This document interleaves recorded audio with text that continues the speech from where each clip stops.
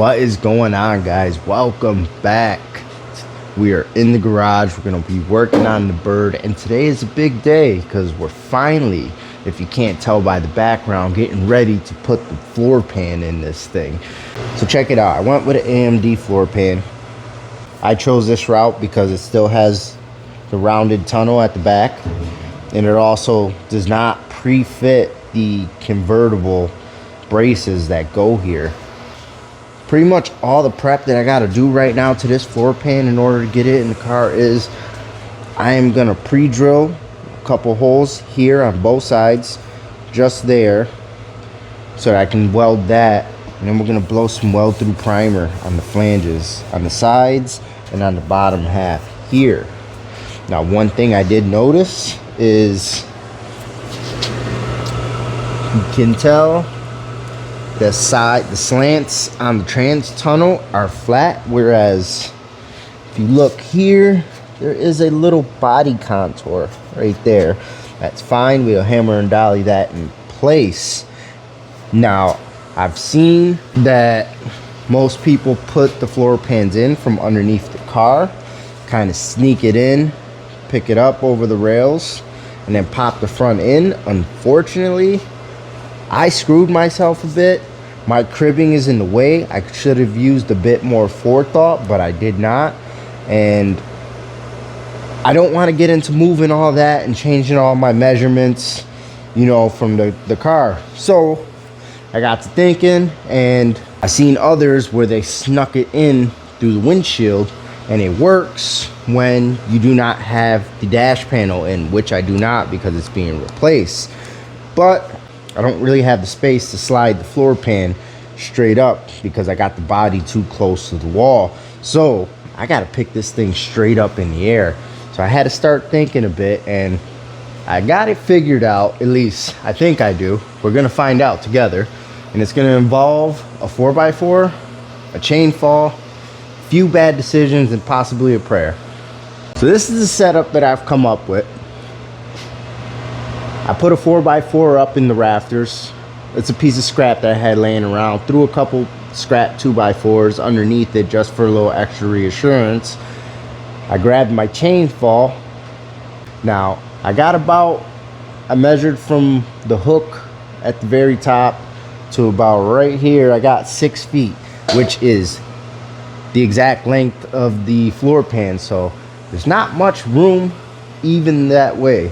Anyways, I got this chain here, and I got a couple carabiners, and I took the body mount bolts, and I'm just gonna throw it on just like that, screw it onto the body mounts, and that is what I'm gonna use to hoist this thing up. So I'm gonna wrestle this thing in position, get it leaned up right here. I'll spray on my weld through primer, drill those holes real quick, get her hooked up, and let's see if we can get this thing inside the car. So the floor pan isn't really too heavy. I mean, it does got some weight, but it's mostly just awkward. I'm just gonna take this carabiner right through the body mount bolt, screw that into place. Pretty sure that's probably good there. I'll shorten it up so we can get maximum height here. All right, the bolts are going all the way through. Tab just seemed like it's out quite a bit. We're just gonna tap that back out later. So as I said, right here there's a little tab, and I know that if I don't pre-drill that, I am not going to be able to get a self-tapper. I'm not going to be able to get a drill bit. Hell, even getting the welder in there is going to be quite the task. So I'm going to pre-drill it. Probably should have got everything out from behind the floor pan first. I do got to straighten this corner here too. Looks like it took a little hit. Do not see my center punch. There we go. Now, I'm hoping all goes well here. Wasn't quite good a center punch. As I was saying, I'm hoping all goes well with this. This is pretty awkward, hoisting it up like this. I would wish I could do it from underneath, but I'm not moving my cribbing. Remeasuring out the car, I just don't want to do it. So this is the method I'm choosing. Grab the pack of drill bits. I think we are going to do 1/4 inch hole because that's not really that big of a tab there. That was getting hot for sure. I'm not sure if the camera's picking up the smoke on that. I really should have turned the speed down on the drill, but Oh well. All right, so let's get this thing kind of hooked here. Look at that. All right, so I'm gonna let that just dangle really fast. And I'm looking for my dolly right now. We're gonna straighten out these edges.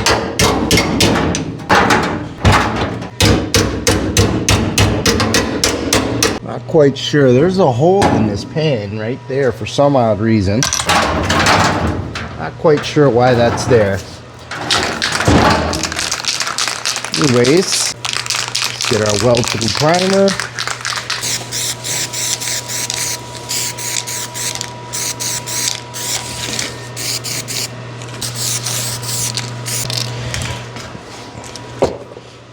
Actually, guys, you see those little marks there? It turns out I should take a little bit more time. You see that right there? There is water from when I drug this through the snow really quick. So let's wipe that. I had this thing stored in my basement for a while. I just carried it up. Of course, this side's dry. All right, take two. Now for the bottom edge, I'm not really worried about spraying that because get that when I do the rear floor pan. Might be a bit sketchy. I'm actually just gonna let it dangle here for a minute. We'll let that weld through primer dry and I'll bring you guys back. All right, yeah, let's do this. Let's see if we can get this in. So far, everything is working out good. No strange creaking sounds, no popping.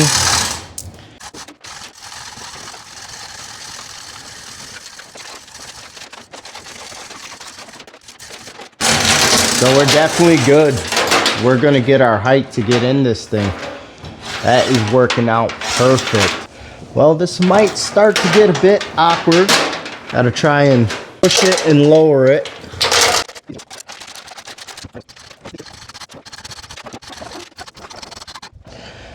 It's nice when you see a plan come together.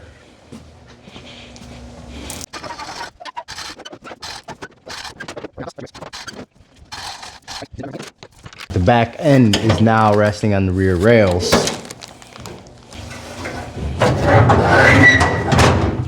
This is where I wish I would have cut these door bars out first.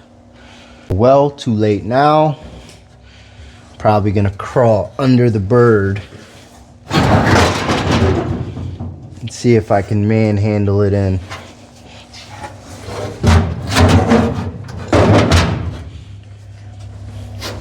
To get this thing in the rest of the way, I'm gonna crawl under here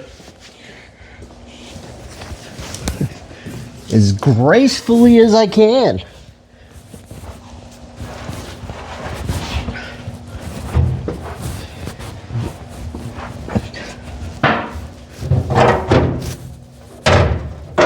Oh, looks like there's some notches in the floor pan.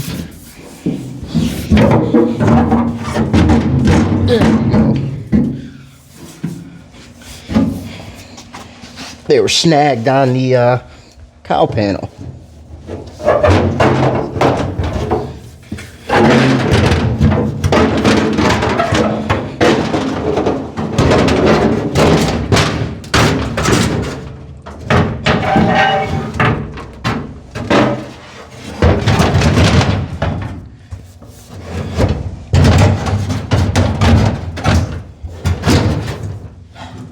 There it is. Now, would you look at that? What a difference it is. Just seeing that thing in there. That's what I call a win. I can tell this entire thing needs to come back some. Obviously, we got to check measurements. A little out of breath, guys. Got to work out a bit more. See the gap there? We got to sucker in a little bit. Huge gap there. I actually forgot. I seen a lot of people make a splice. I can do that. That's fine. I'll get in there with the angle grinder.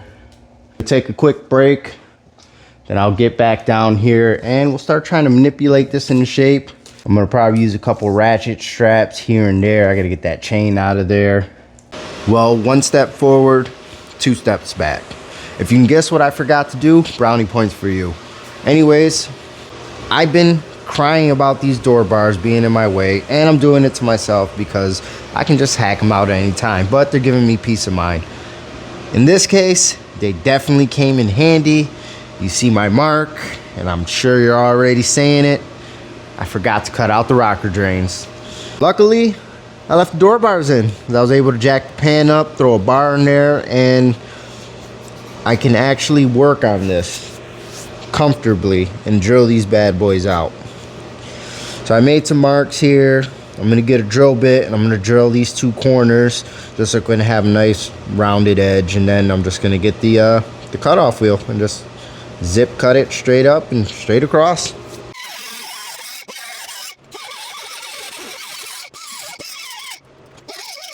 I've been screwing around with this pan, not the way I want to.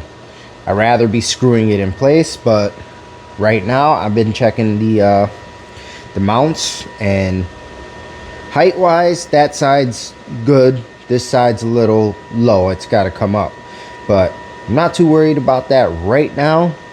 What I got going on is I have measurements there, and I've been checking the measurements to where the original was, and this side is 1/8 an inch too far back. That's fine, I can live with that. That side is 1/2 an inch. That's no bueno. Now, and by the way, that's 1/2 an inch too far forward on that side. So that one has to come back 1/2 an inch, and this one has to come back 1/8. Right now, you can see my hook here. I got it cranked tight up on the frame rails right now. So I'm thinking these mounts might have been welded in incorrectly. I did pull a measurement from the front edge of the pan to the center of the nut plate, and there is a 1/4 inch discrepancy between the two. Not major, but a 1/2 inch off is definitely not good. I mean, I even dropped my plumb bob. It's there right now, and it's all off. So I think I'm gonna have to drill out either that nut cage or the entire brace there and clock it, because it does appear kind of crooked, kind of like it's angled towards the front instead of being straight line. Also, you see this one here is nice up against the rocker. Take you guys on an adventure to the other side. I got the floor pan tight, but we got a really big gap here. I mean, I can stick my hand in there and wiggle. So I'm thinking, you can see that one looks more, I don't know if the camera's picking it up. Anyways, this one appears to be cocked towards the front. I'm gonna get the pan leveled out, get that screwed in. Then I'm gonna bring up the seat pans, and I'm just gonna throw them in to see if I gotta remove this entire brace. If I can get away with not doing that, because I really don't want to drill out all those spot welds. I'd rather just drill out right here, move the plate around wherever I can, where it's needed, and then bolt that, get it burned back in. And that's the thing with these aftermarket pans, or just aftermarket parts in general. They're good to have, obviously, you know, to bring these things back to life, but sometimes the associated parts that are pre-welded on are not exactly in the right place, and you gotta mess around with it. That's why these things are so expensive to have restored nowadays. I do have another spot where I think I'm gonna have an issue later on down the line. And if you look at my torque box here, you can see that gap. You can see this one is nice and tight, and when you look at the originals, those measure up the same way well, measure up, they look the same as that. So I've noticed this, but I ignored it for now, and I'm gonna revisit that obviously when we start mocking up the front sheet metal, but we're a long ways from that. I figured I'd point that out just to show you guys that, you know, the aftermarket parts ain't perfect. They have issues. So like I said, I'm gonna measure out my height. Well, now I got both sides of the rockers screwed into place all the way down. Now I'm working on fitting this front edge. It is completely out of whack. That top tunnel had a big arch in it, and pretty much took a block of wood, I put it on the edge of the crease, and I just used BFH, gave her a couple whacks. Now it's sitting really nice. So I'm gonna throw a couple screws there, and then I gotta work this thing all the way around because it's not sitting flat. Everything went good. I got these body mounts set to the proper height using the threaded rod trick from Vinyl Village Garage. Also, I like numbers, so I measured everything, and they were both 18 inches on the money. For the back, the torque boxes, I measured those. I used the plumb bob to make sure that I ran my tape measure pretty straight, and that side is about a 32nd lower, which, you know, that's well within spec. I was trying to get it perfect. I started off with an 1/8 inch difference, and I played around with it for like a half hour, and I got it there. Anyways, I did, when I was screwing in, you can see a couple screws right at the very top edge of this pan. I'm not sure why I went up so high. I guess the screw might have walked on me. Also, the brand new rockers, the flange, the lip, is actually smaller than the original. I measured it, and it's I can't remember. It was like a 1/8 inch or 3/16 shorter.